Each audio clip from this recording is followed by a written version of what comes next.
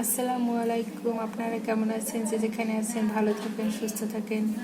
আজ আমি রান্না করলাম বাবলির ছাদ বাগান থেকে বিভিন্ন ধরনের সবজি এনে, পাঁচমিশালি সবজিও বলা যায়। ছাদ বাগানের সবজি অনেক টাটকা এবং পুষ্টিকর, খেতে অনেক সুস্বাদু হয়।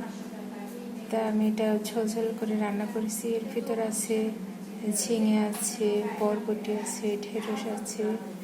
এগুলো আমি একটা মরিচ মশলা করি, সেই মরিচ মশলা দিয়ে রান্না করি, কারণ প্রতিদিন পেঁয়াজ রসুন আদা এগুলো কাটতে আমার ভালো লাগে না।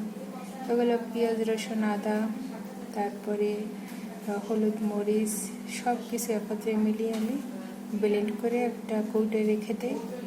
সেটা থেকে আমি ডিপ ফ্রিজ রেখে দিই। সেটা থেকে আমি বের করে আধা ঘন্টা পরে আমি রান্না করি।